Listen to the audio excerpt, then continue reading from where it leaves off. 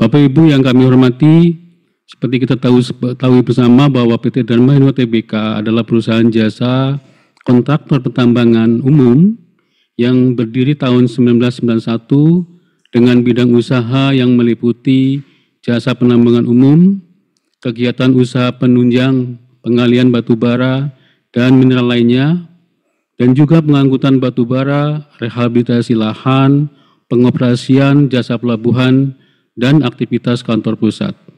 Saat ini perseroan terdaftar di Bursa Efek Indonesia dan Kode Saham Dewa, dan berdasarkan laporan keuangan perseroan pada tanggal 30 Juni 2024, aset perseroan telah mencapai 7,48 triliun rupiah dengan produksi batu bara mencapai 8,18 juta ton, overburden sebesar 63,3 juta BCM. Saat ini perseroan memperkerjakan sebanyak 3.037 karyawan di seluruh proyek set yang kita miliki, dan saat ini juga kami bekerja di beberapa proyek area. Yang pertama, proyek area batubara kita milik PT Kaltim Primakol atau KPC yang berlokasi di Kalimantan Timur. Yang kedua, proyek batubara milik PT Arutmin Indonesia yang berada di Kalimantan Selatan. Dan yang ketiga, proyek jasa pelayanan pelabuhan yang ada di KPC yang dioperasikan oleh anak perusahaan kami, yaitu PT Dire Pratama yang berlokasi di Lubuk Tutung, Kalimantan Timur. Dan di tahun ini juga kami mengerjakan pekerjaan yang ada di proyek Batuta Chemical Industry Park atau BCIP, dan itu beberapa proyek yang saat ini sedang kami kerjakan. Selanjutnya, perkenan pada kami semua, Bapak Ibu semua, saat ini aktivitas bisnis perseroan ini secara garis besar meliputi 3 bidang utama, yaitu yang pertama jasa pertambangan batu bara dan mineral yang meliputi aktivitas land clearing, pengelolaan topsoil, overburden removal, penambangan vegetasi dan rehabilitasi lahan. Dan yang kedua yaitu jasa pengolahan pelabuhan yang tadi saya sampaikan melalui anak perusahaan kami PT Dire Pratama yang mencakup aktivitas pemrosesan coal crushing, blending, dan jasa pengangkutan pelabuhan batu bara, serta infrastruktur pertambangan dan jasa lainnya yang meliputi konstruksi jalan dan jembatan untuk area pertambangan, plants installation, earthwork, eksplorasi drilling, persiapan lahan, perbaikan mesin, dan juga jasa konsultasi manajemen sipil. Selanjutnya, Bapak Ibu semua yang kami hormati, untuk penjelasan mengenai kinerja perseroan sampai dengan di periode 2024 ini, kita bagi dalam beberapa area, yaitu di operation dan juga keuangan. Untuk itu kami persilahkan kepada Pak Sori Muda Pulungan untuk menjelaskan bagian dari kinerja operasional 2024 ini. Kami persilahkan Pak. Oke, baik. Terima kasih Pak Mukson. Saya akan coba jelaskan dari area operasional. Mungkin slide berikutnya. Slide ini terlihat beberapa lokasi operasi kita ya. Yang pertama lokasi di Bengalon ya, di Kalimantan Timur. Ini kita bekerja untuk PT Kaltim Primakol. Lokasi ini relatif lokasi terbesar operasi perusahaan saat ini. Kemudian pada lokasi yang kedua di peta itu terlihat ini adalah lokasi Asam-Asam di Kalimantan Selatan. Customer kami di sini adalah Arutmin. Berikutnya nomor 3 adalah proyek batu bara di Kintab. Ya, ini customer kami juga Arutmin. Selanjutnya seperti yang diutarakan sama Pak Mukson tadi adalah pelabuhan Lubuk Tutung. Ini di KPC Port yang dioperasikan oleh anak perusahaan kami yaitu PT Dire Pratama. Dan yang terakhir di Sumatera proyek tambang emas dan perak di Gayo ya, Provinsi Aceh di sana. Melalui anak perusahaan kami PT Gayo Mineral Resources. Berikutnya hadirin sekalian, seperti kita ketahui Perekonomian global di tahun 2024 ini masih diwarnai ketidakpastian akibat kondisi geopolitik perang di Rusia dan Ukraina dan perang di kawasan Timur Tengah yang mengakibatkan gangguan pada rantai pasokan global. Ketersediaan energi, kenaikan harga komoditas dan harga pangan. Ekonomi global juga diwarnai dengan tingginya tingkat suku bunga yang disebabkan kebijakan The Fed untuk mengatasi tingginya inflasi di Amerika Serikat. Kebutuhan energi global akan bahan bakar fosil masih signifikan di tengah pertumbuhan energi terbarukan yang cukup pesat. Konsumsi global terhadap batu bara juga masih signifikan dalam mendukung pertumbuhan PLTU di beberapa negara.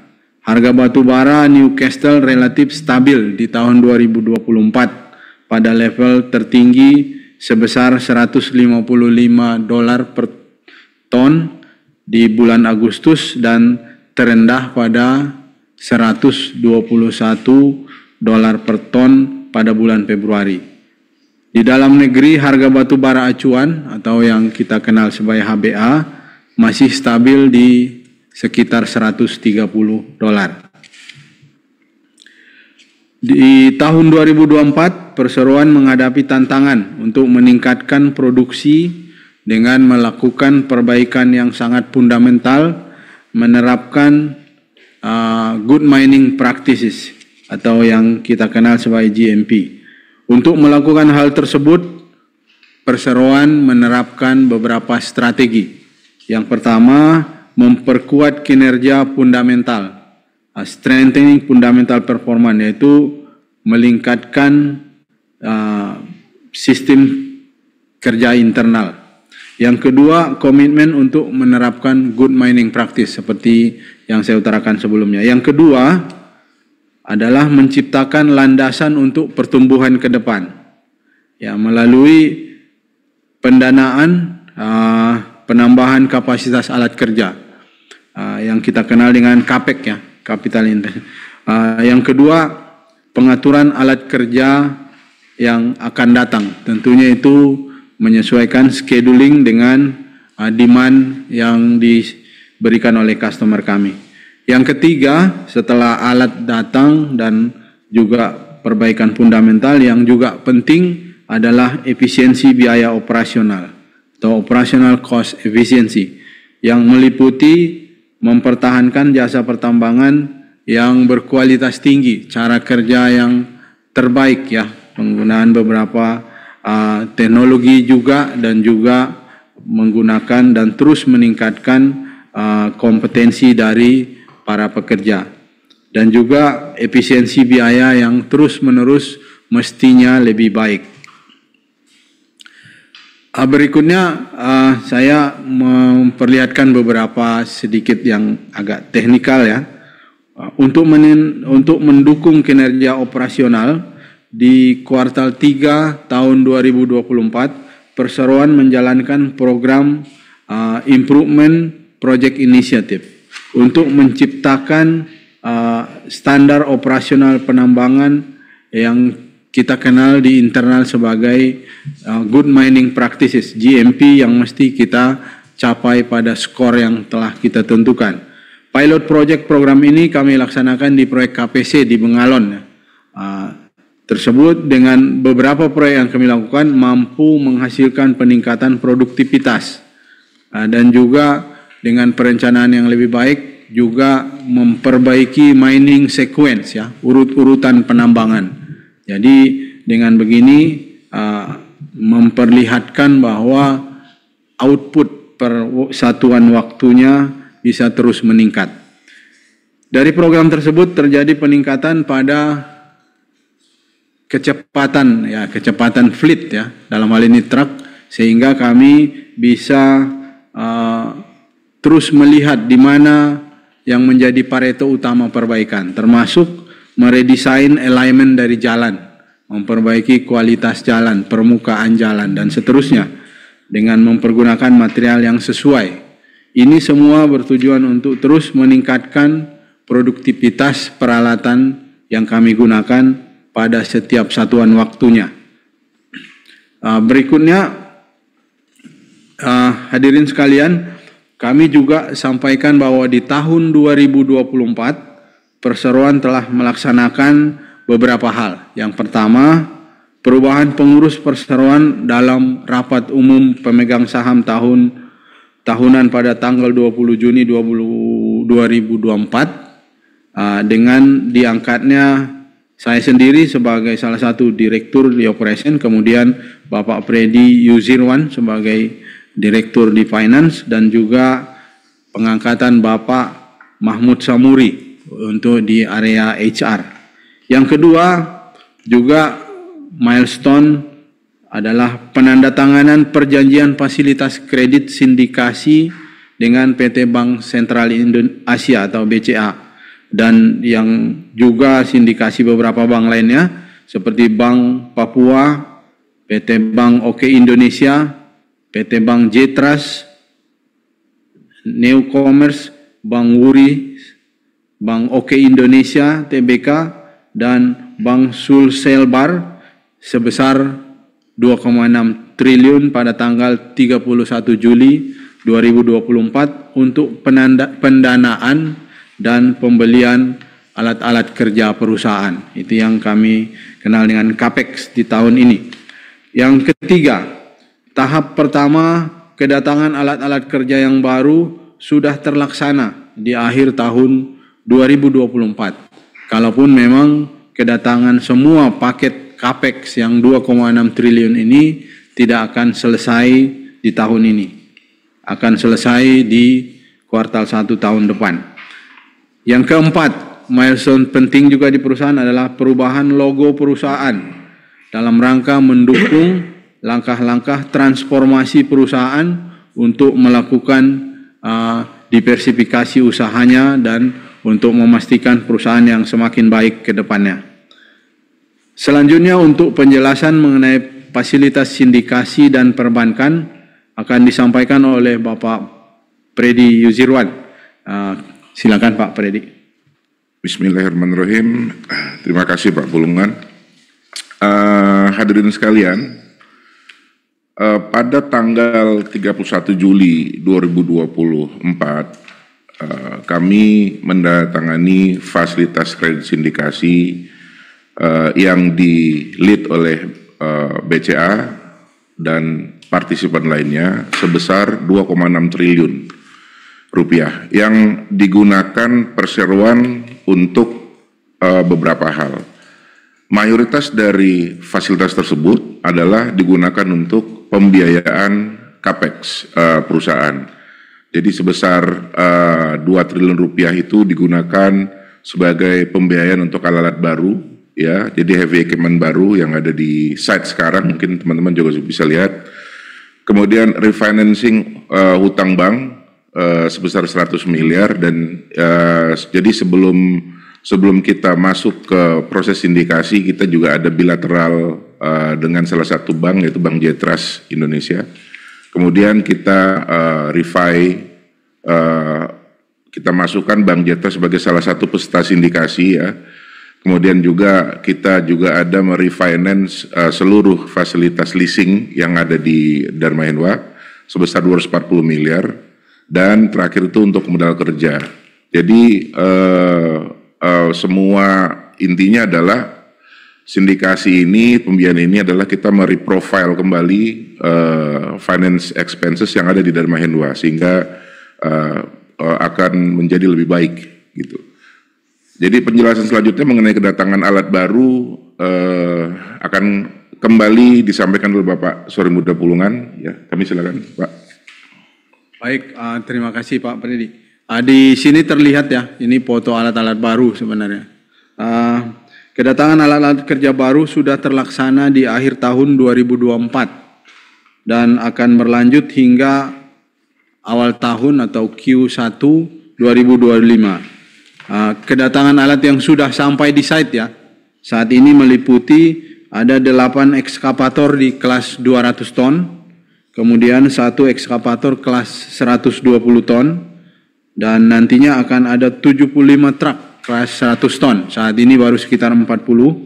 12 doser dan 7 motor grader atau dikenal grader dan 48 alat-alat support lainnya, yaitu termasuk ekskavator yang ukuran kecil. Dengan tambahan alat kinerja baru tersebut akan mampu meningkatkan kapasitas produksi overburden yang kami targetkan minimal tambahan 30 juta bank kubik meter BCM per tahun di tahun-tahun yang akan datang. Berikutnya untuk penjelasan mengenai logo saya akan teruskan ke Pak Ahmad Hilyadi. Silakan Pak Ahmad. Baik, terima kasih Pak Pulungan. Bapak Ibu hadirin yang kami hormati. Di tahun ini kita membuat suatu redesign the logo, yaitu bahwa meaningnya adalah rewrite the future. Menggambarkan langkah perseroan untuk memulai bab baru di masa depan.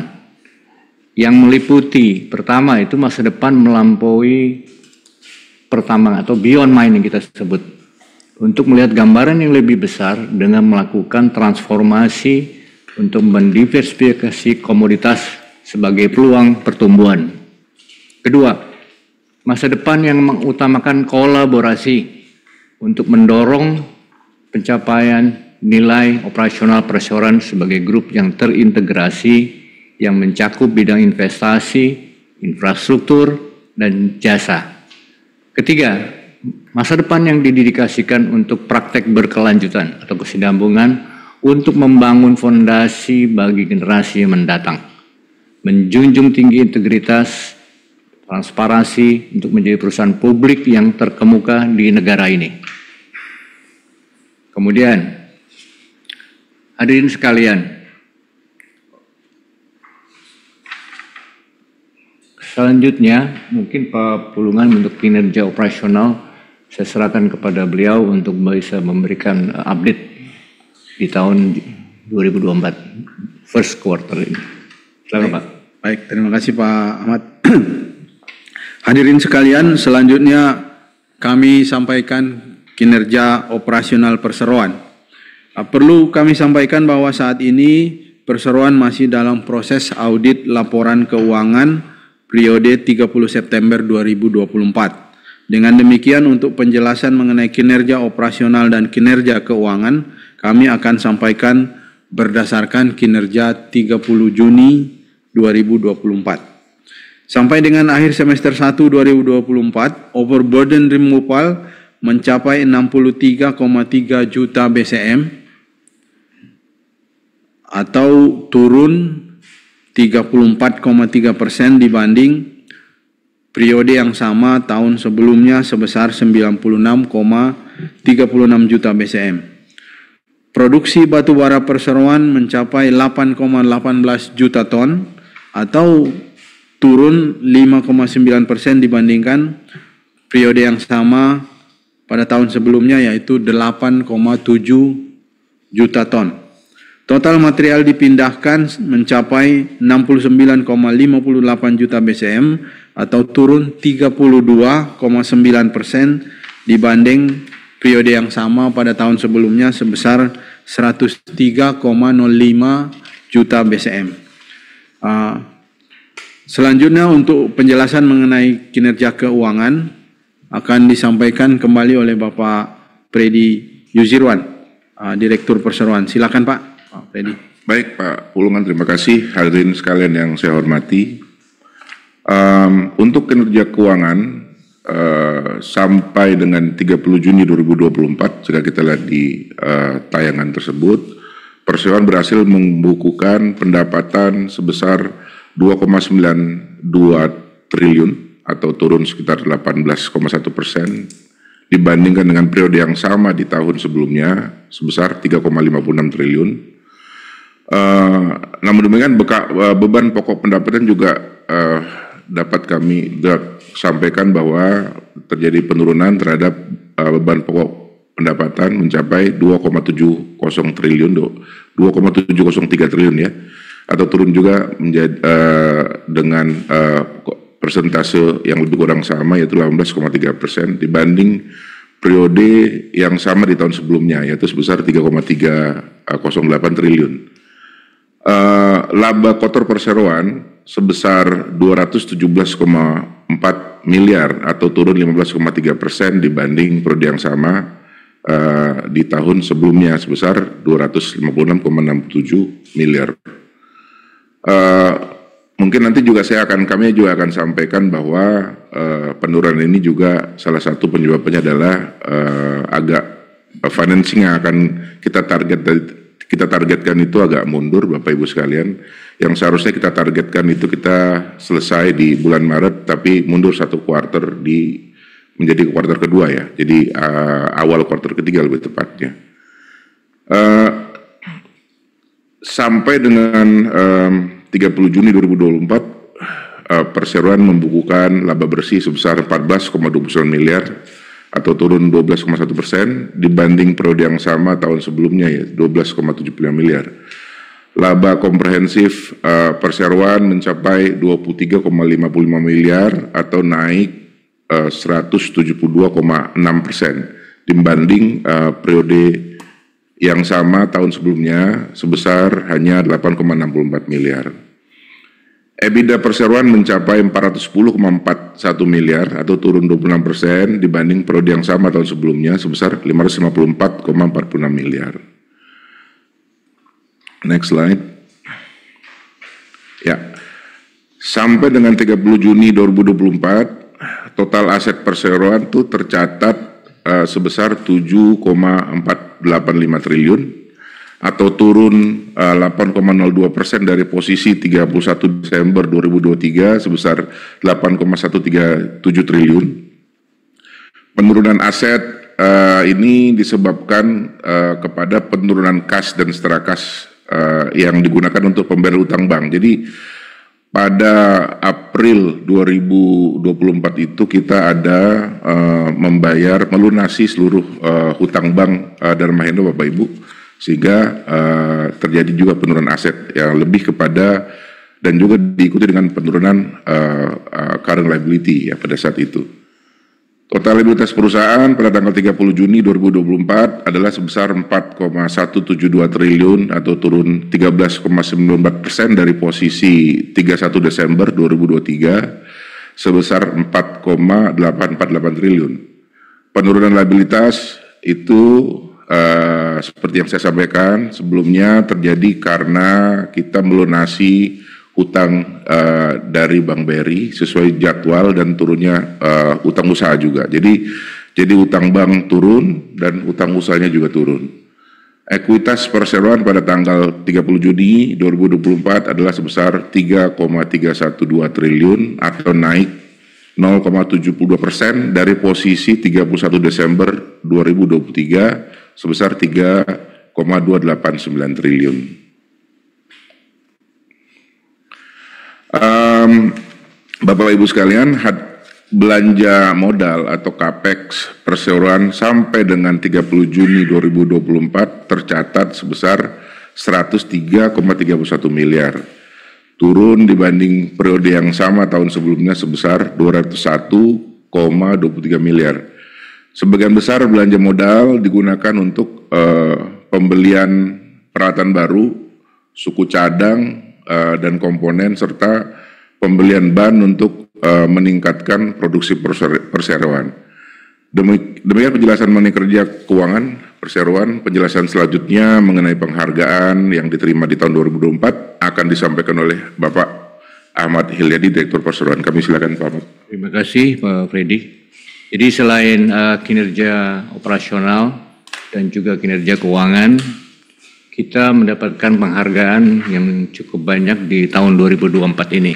Yaitu pertama penghargaan utama untuk GMP yang Pak Pulungan tadi sebutkan, yaitu Good Mining Practice untuk aspek pengelolaan standarisasi usaha jasa pertambangan untuk proyek batubara asam dari Kementerian SDM. Kedua, kami juga mendapatkan penghargaan untuk program pencegahan dan penanggulangan HIV/AIDS di tempat kerja kami di tahun 2024 untuk proyek batubara asam dari Provinsi Kalimantan Selatan. Yang ketiga, penghargaan nihil kecelakaan di tahun 2024 untuk proyek batubara Asam dari Provinsi Kalimantan Selatan masih. Keempat, penghargaan pencegahan dan penanggulangan HIV/AIDS untuk proyek batubara asam-asam dari Disnaker Provinsi Kalimantan Selatan juga. Dan yang kelima adalah penghargaan kecelakaan nihil untuk proyek batubara Bengalon, yaitu tadi yang seperti disebutkan Pak Pulungan, tempatnya Altim Primakol, dari Menteri Ketenagakerjaan Republik Indonesia. Hadirin sekalian, sebagian dari tanggung jawab sosialnya, Perseroan aktif melakukan aktivitas CSR seperti dilihat dalam slide untuk mendukung masyarakat dan lingkungan di wilayah operasionalnya.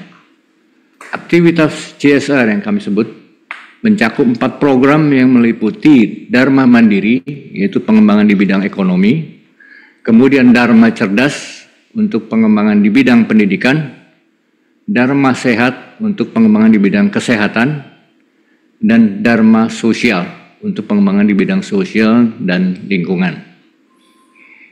Juga di tahun 2024 kami telah melaksanakan CSR, diantaranya budidaya pisang Cavendish, kemudian kedua bantuan untuk ternak kambing Etawa, ketiga budidaya kebun melon, keempat, pemberian edukasi perilaku hidup bersih dan sehat untuk pelajar SD, SMP, dan SMA. Kelima, program guru tamu di SMKN 1 Kintab.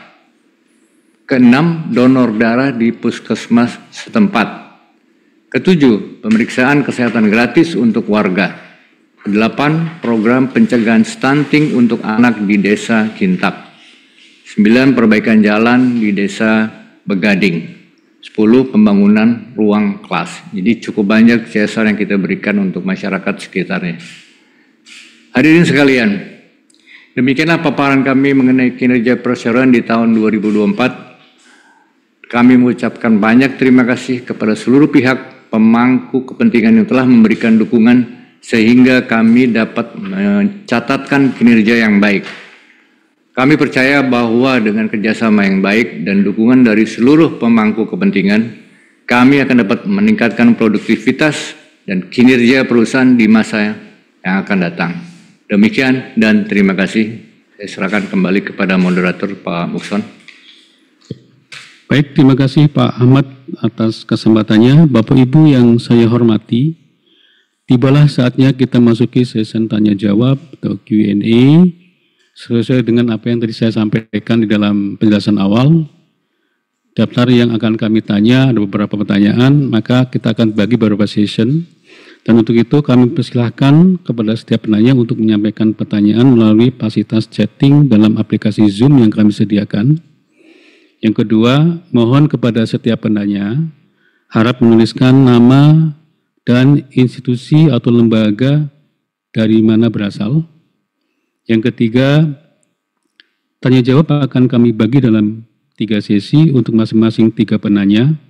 Dan kami sampaikan pada kesempatan ini, pertanyaan adalah terkait dengan materi yang disampaikan pada public exposé kali ini.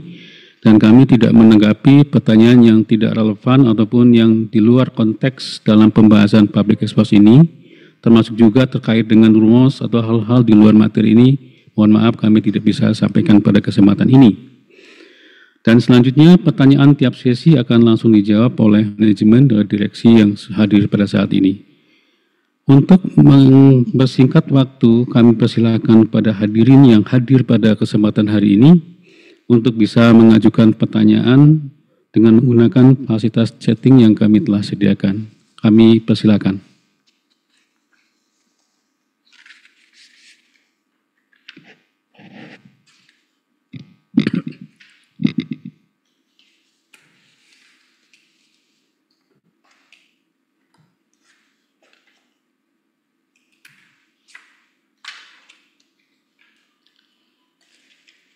Baik Bapak Ibu semua, sambil menunggu, silakan baik Bapak Ibu yang berkenan untuk bertanya, silakan masukkan dalam chatting yang sudah kami sediakan.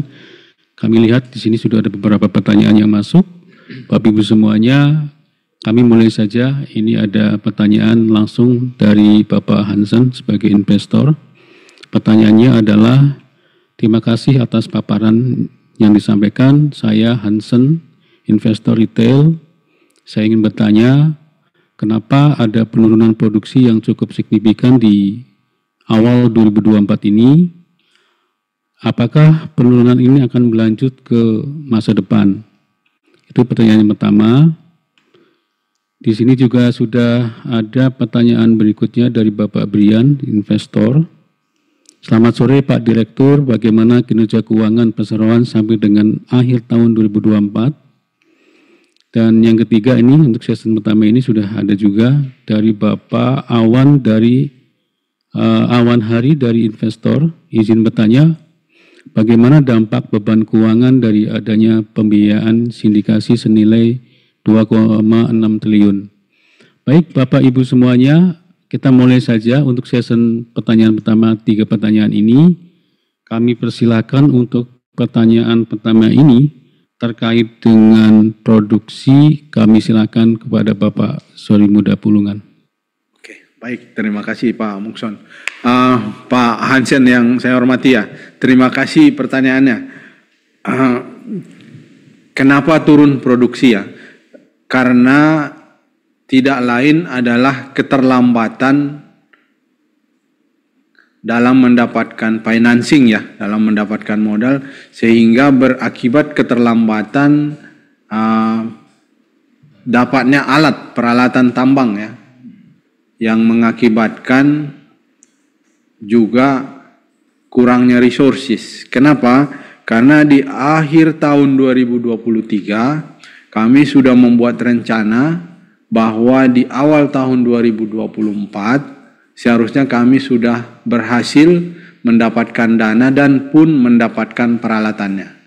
Namun pada kenyataannya kami tidak mendapatkannya dan kami sudah mengurangi kapasitas dari subkontraktor kami yang tahun-tahun sebelumnya.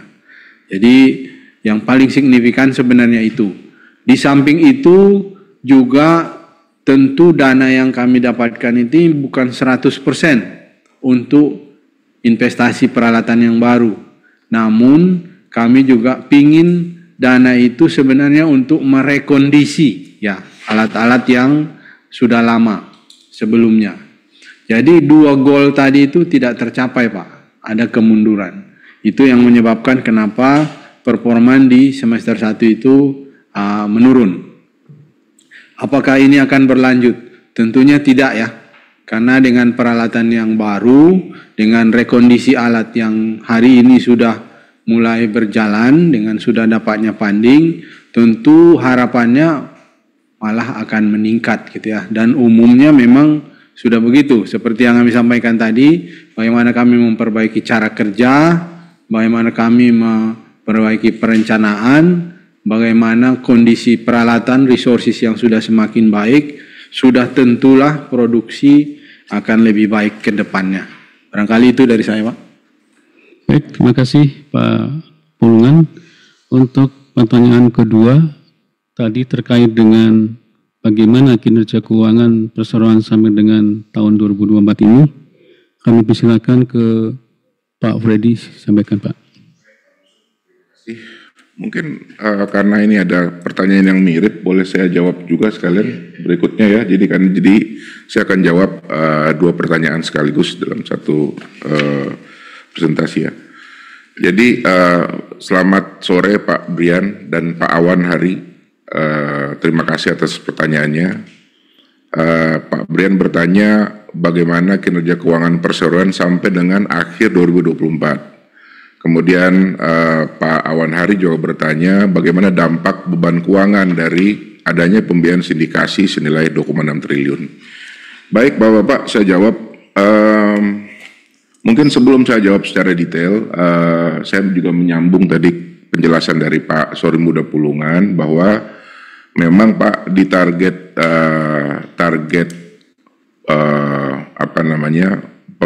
akuisisi alat baru itu dan juga target pembiayaannya itu agak mundur Pak kita. Tadinya ditargetkan di akhir Desember 2023 sudah diperoleh, mundur ke Q1 2023 dan ternyata atas satu dan lain hal juga ya ternyata itu mundur lagi ke Q2 sehingga di bulan Juli lah baru kita bisa menandatangani perjanjian sindikasi tersebut. Akibat dari keterlambatan financing ini tentu seluruh plan yang sudah kami cadangkan, sudah kami rencanakan di awal juga akan juga mundur.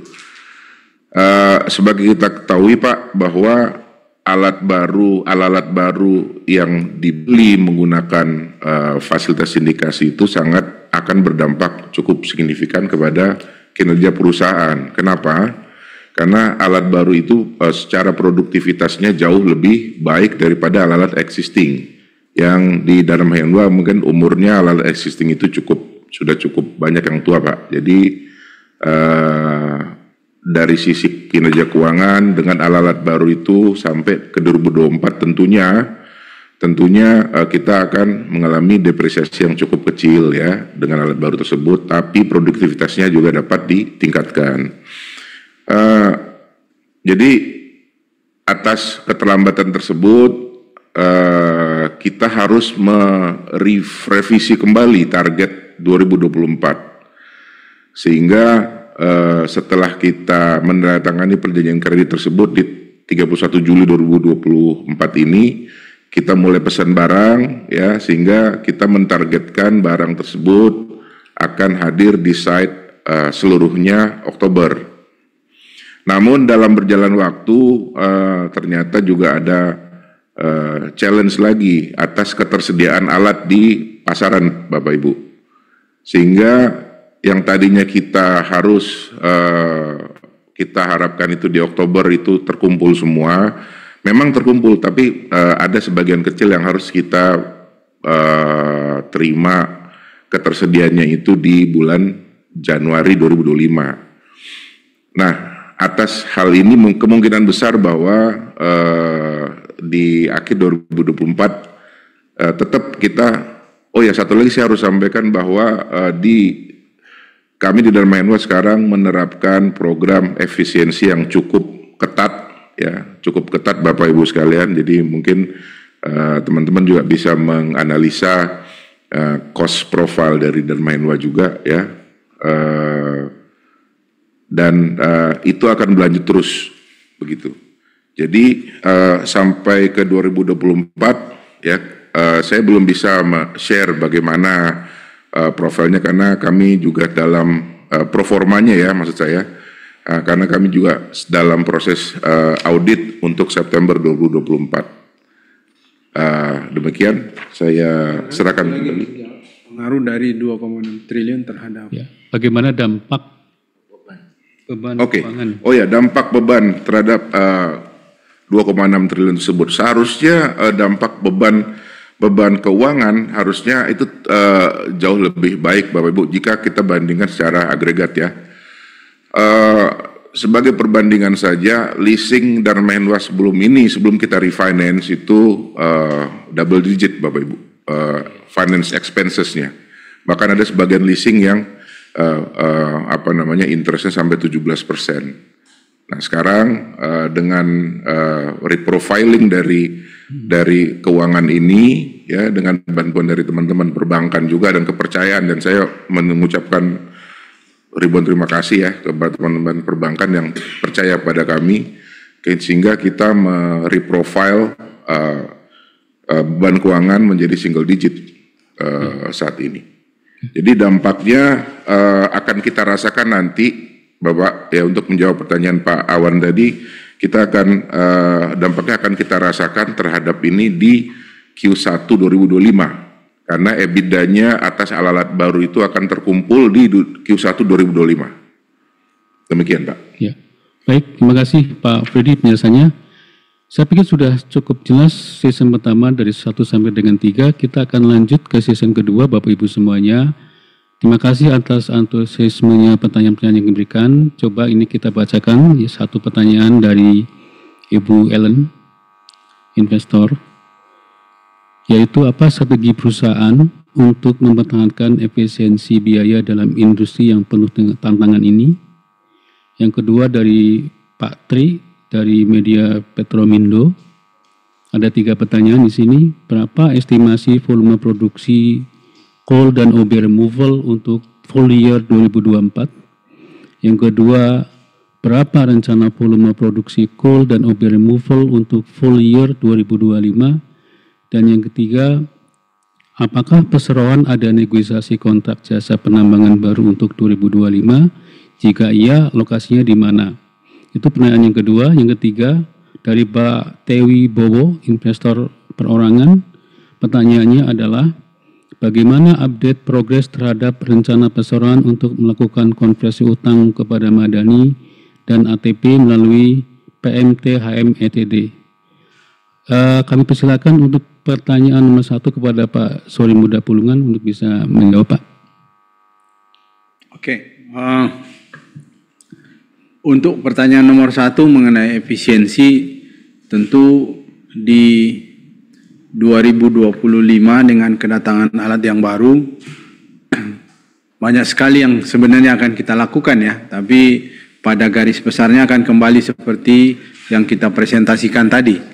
Yang pertama, kita akan pastikan bahwa reliability dari resources, dalam hal ini yang utama peralatan tambang, yang kita ukur dengan physical availability dari alat, kami akan tingkatkan. Ya, kami akan tingkatkan. Hal ini tentu menjadi sangat mungkin karena kami punya peralatan yang baru dan juga kami sedang melakukan rekondisi terhadap peralatan-peralatan yang lama. Tentu di physical availability yang sesuai rencana ini menyebabkan operasional kami bisa di titik titik yang lebih tinggi kalau saya bilang, karena sudah jadi kebiasaan ya di tambang ini, manakala physical availability alat itu terlalu rendah, sesungguhnya kerugiannya itu double ya, karena baru alatnya mulai produktif sudah rusak lagi gitu. Jadi sangat sedikit kemungkinannya untuk bisa di level produktivitas yang diharapkan. Namun sebaliknya, kalau kondisi peralatan ini mencapai titik planning yang direncanakan, tentu sangat memungkinkan kita untuk mencapai angka-angka yang baru dalam hal produktivitas, efisiensi, dan juga dalam hal utilisasi dan lainnya. Jadi tidak lain kecuali perkuat fundamental perusahaan, perbaiki kondisi reliability dari peralatan. Kami juga fokus terhadap pelatihan-pelatihan untuk karyawan, baik dari level yang rendah sampai level senior di perusahaan. Kami terus membuat program-program yang baru yang harapannya meningkatkan awareness ya dari semua karyawan terhadap key indikator ya, atau beberapa KPI yang kami anggap sebagai KPI perusahaan ya, sehingga nantinya operasi itu juga berjalan jauh lebih efisien ya. Tahun ini kami akan memperkenalkan yang menjadi hal-hal yang spesifik ya, apa yang menjadi key performance indicator untuk level perusahaan sampai level individu. Nah, dengan begitu sejak awal tahun orang udah tahu apa yang diharapkan dari mereka gitu. Dengan beberapa inisiatif-inisiatif improvement ini, kami yakin kami bisa memperbaiki kondisi perusahaan. Sekalian Pak dijawab ya. Sekalian pertanyaan kedua ya. Betul. Pertanyaan kedua dari Pak siapa tadi? Tri. Pak Tri ya. Pak Tri, Bapak tanyakan nih numbers ya.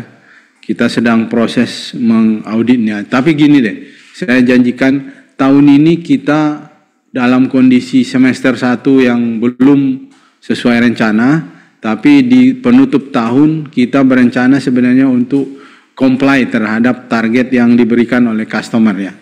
Jadi baik di customer KPC maupun customer Arutmin, kami di sisa waktu ini akan mengejar target sehingga kami mendekati apa yang menjadi komitmen Dharma Henwa terhadap target yang ditentukan oleh klien. Itu mungkin generalnya ya. Nanti pada saat selesai ininya kita akan berikan angka-angka yang lebih pasti. Kemudian pertanyaan terakhirnya apa ya? Yang ketiga mungkin ini Pak Ahmad bisa jawab, bagaimana update progres terhadap rencana konversi utang menjadi modal untuk Madani dan ATP. Baik, Oke, terima kasih Pak Ahmad. Pak Moderator. Terima kasih Pak Tri atas pertanyaannya, investor. Kelihatannya familiar juga nih namanya ya, Pak Tri. Bagaimana update progres terhadap rencana perseroan untuk melakukan konversi utang MTN dan ATP melalui PMHITD? Baik, sebagaimana kita ketahui bahwa proses ini adalah menunggu persetujuan dari OJK, dan kami sudah berproses dengan OJK dan mudah-mudahan OJK memberikan lampu hijau untuk kita segera mengadakan RUPS di Q1 tahun depan kira-kira ya Pak Rudi ya, tahun depan. Jadi doakan saja Pak Tri, mudah-mudahan ini bisa berjalan lancar untuk di Q1 di 2025. Demikian Pak Musud. Baik, terima kasih Pak Ahmad. Terima kasih Bapak Ibu semua, ini sudah ada 2 session yang kita jawab semua. Ini antusiasme sangat besar sekali, kita masuk ke session 3. Mudah-mudahan Bapak Ibu masih semangat terus mantengin pertanyaan-pertanyaan yang ada. Pertanyaan yang sesi ketiga yang pertama adalah dari Bapak Yoga Ahmad Gifari dari Sukor Sekuritas. Pertanyaannya adalah, terima kasih atas penjelasannya Pak. Izin bertanya, bagaimana plan dari Dewa untuk proyek Gold Mine di Aceh? Kapan estimasi produksinya bisa dimulai, kemudian dari mana sumber pendanaannya? Yang kedua dari Pak Wizga Akbar. Pertanyaan pertama, bagaimana outlook produksi full year 2024 dan berapa cost per metric tonnya? Sama dengan pertanyaan yang tadi. Yang kedua, apakah perusahaan memiliki rencana untuk menjalin kemitraan atau aliansi strategis dengan perusahaan energi terbarukan atau teknologi terkait untuk mendukung kelangsungan operasional di masa depan? Itu pertanyaan ketiga. Yang kedua. Yang ketiga dari Pak Ayung, investor. Sore Bapak-Bapak sekalian, apakah ada kerjasama untuk penambangan di PRMS, Bumi Resources Mineral? Oke, kita ke pertanyaan pertama, yaitu pertanyaan mengenai plan Dewa untuk proyek Gold Mine di Aceh, yaitu Gayo. Kepada Pak Ahmad, kami persilakan Pak. Terima kasih Pak Mukson. Sebagaimana kita ketahui, Pak Yoga ya, Pak Yoga Ahmad, sama namanya nih. Setiap mineral atau gold mine itu memang akan melihat isi kandungannya itu setelah kita eksplorasi. Jadi saat ini perseroan sedang fokus untuk melakukan eksplorasi, dan sudah kita lakukan eksplorasi kurang lebih 13 titik dan akan terus bertambah di masa-masa yang akan datang. Kemudian kapan estimasi produksi bisa dimulai? Ini yang belum bisa ditentukan karena produksi itu melihat kandungannya dulu. Jadi kami akan fokus untuk eksplorasi itu melihat kandungannya dan apakah cukup efisien untuk kita lakukan produksi. Tapi nanti kita akan update terus, Bapak bisa lihat melalui informasi yang ada dari perseroan. Kemudian dari mana sumber pendanaannya? Nah, ini tanyanya bagus juga nih. Jadi karena ini proyeknya adalah spesifik, kami tidak memakai dana internal perusahaan. Jadi kami akan mengundang investor. Kita sudah dapat investornya dan kita akan join untuk melakukan eksplorasinya. Demikian saya rasa, Pak Musad. Baik, Pak Ahmad, untuk penjelasan di poin 1.